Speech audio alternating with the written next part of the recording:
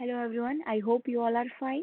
Today I'm going to discuss about sulfonamide and sulfone. Myself, Navda Soni, Assistant Professor in the Department of Quality Assurance at LJ Institute of Pharmacy, Ahmedabad. So let's start with sulfonamide and sulfone. First of all, what is sulfonamide? Sulfonamide is a class of organic compounds that are amides of sulfonic acid, some of which are sulfur drugs and act as a powerful inhibitor of bacterial activity. In 1935, it was discovered a raid dye called Prontosil raid had antibacterial activity in vivo, that means which was given to the laboratory animals, but after and was no antibacterial effect was observed in vitro. Later, it was discovered that prontosil rate itself inactive, and it was metabolized by gut bacteria, which is present in the small intestine and the taste animal, and which give product called sulfonamide. So here, prontosil rate itself it is inactive, but after metabolic cleavage, the product sulfonamide, which is active against bacteria. The major important part, that is chemistry of sulfonamide. The agent contains sulfonamido group, that is SO2NH2, called para-aminobenzoic sulfonamide. Chemically, sulfur drugs are amphoteric in nature. They behave as a weak organic acid with pKa value 4.79 to 8.56. Though they are weakly soluble in water, their solubility is increased at alkaline pH. Sodium salts of the sulfonamides are, however, easily soluble in water, and they are white crystalline powder. This SO2NH2 group present in the sulfonamide is not essential, but the important feature is that the sulfur should be directly linked to the benzene ring.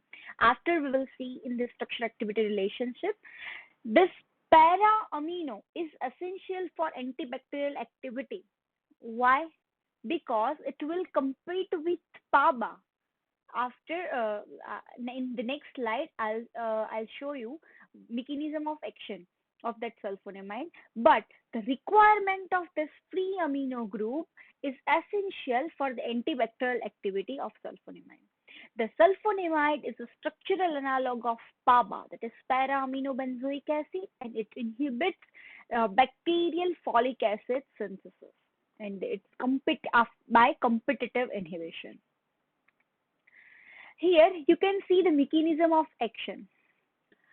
We know that folic acid is required for bacteria and bacterial growth.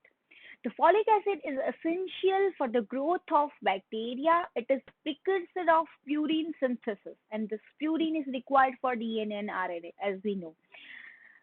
Para-aminobenzoic acid is a precursor of that folic acid, and sulfonamide has structural similarity with PABA. So where PABA binds, sulfonamide competitively inhibit that PABA and occupy that site. So ultimately, faulty folic acid is synthesized, and the faulty DNA and RNA will be formed. So in this bacteria, the sulfonamide compete with the PABA for the enzyme folic acid synthase and prevent incorporation of PABA into the folic acid. So folic acid is not synthesized. As a result, we can say that bacteria are killed. Okay, and they are unable to multiply. The antibacterial activity of the sulfonamide, they mostly active against gram-positive and gram-negative bacteria. It is also active against Nocardia, Chlamydia, Trachomatis, and some protozoas. Important part is that classification of sulfonamide. Many classes, depending upon their durations, like short acting, long acting, intermediate acting, extra long acting, etc. So here, Short-acting sulfonamides.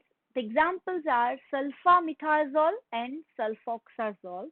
You can see here the skeleton structure of sulfonamide remains same in all the sulfa drugs, but the substituents are different in sulfamethoxazole and sulfoxazole.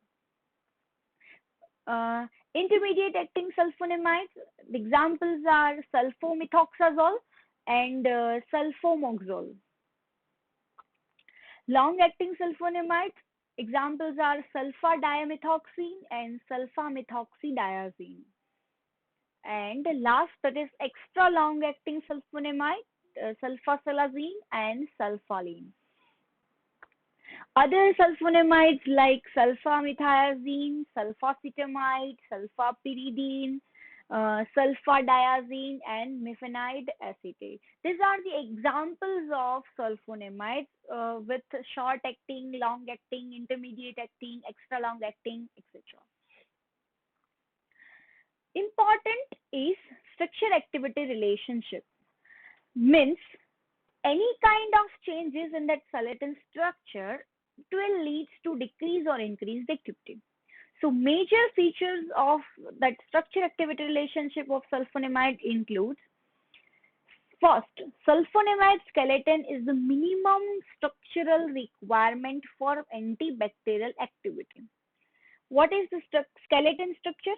Means benzene ring, free NH2 and SO2NH2, which resembles with PABA, that is para-amino benzoic acid. So it can be compete with PABA, folic acid synthetase enzyme, and ultimately bacterial kill.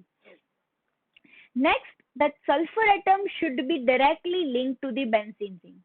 So the sulfur atom should be directly attached with that particular benzene ring. It is the minimum requirement for the antibacterial activity. In N1 substituted sulfonamides, activity varies with the nature of the substituent at amido group. With substituent impairing electron-rich character of SO2 group, the bacteriostatic activity increases. If I attach heterocyclic substituent, leads to the highly potent derivative.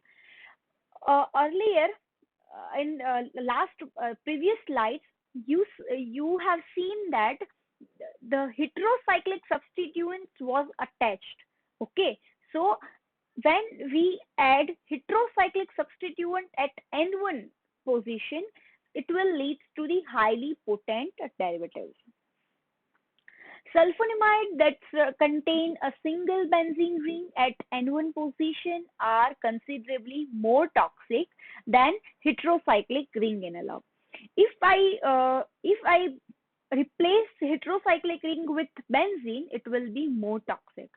The free aromatic amino group should be para to the sulfonamide group. Its substituents at ortho and meta position results in compound devoid of antibacterial activity, because there should be a para position. That's the reason is it should be compete with PABA. Okay, so ultimately we require a para position, not ortho and meta. The presence of free amino group is very essential for the activity. Any substituent of amino group either results in prodrug nature or in the loss of activity. Ionized form of sulfonamide is active between the pK value of 6.6 to 7.4.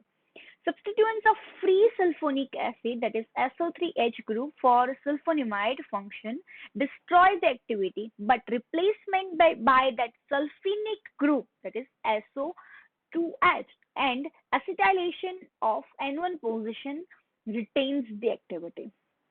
So these are the major features of structure activity relationship of the sulfonamide. What are the therapeutic uses? Especially sulfonamides are given to the patient who have urinary tract infections, upper respiratory tract infection, narcotiasis, and other severe bacterial infections like burn wounds. Okay.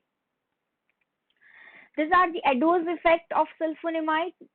Includes hypersensitivity, crystalluria, hematuria, renal failure, allergic nephritis, etc. Important is when sulfonamide given with other drug, means combination, one combination, that is trimethoprim and sulfomethoxazole combination called as a cotramoxazole. Okay, those so the sulfamethoxazole and trimethoprim, when given in the combination, it act, it is known as cotrimoxazole. What is the mechanism of action?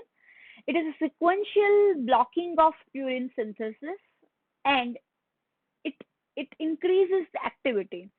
Trimethoprim inhibits dihydrofolate reductase enzymes to inhibit tetrahydrofolic acid synthesis. The combination is bactericidal. Bactericidal. Okay, so in the worst case, worst infection of bacteria, it will be very beneficial. What is the clinical use of that cotrimoxazole? For acute and complicated urinary tract infection, especially in females, upper respiratory tract infection, pneumonia, toxoplasmosis, and typhoid fevers, and salmonella infections. They have various use for bacterial infections, but these are the most common. Adverse effects, mainly it seems megaloblastic anemia, leukopenia, and granulocytopenia. These are the major side effects. Sulfone, the only one drug, that is dapsone. Dapsone are also known as diaminophenyl sulfone, DDS, is an antibiotic commonly used in the combination with rifampicin and clofazimine for the treatment of leprosy. Especially dapsone is given to the patient of leprosy. Side effects may include decrease in blood cells, red blood cell breakdown. So here sulfonamide, combination of sulfonamide and sulfone. Thank you for watching me. And one more thing, please subscribe our channel Pharma Ignite. Thank you.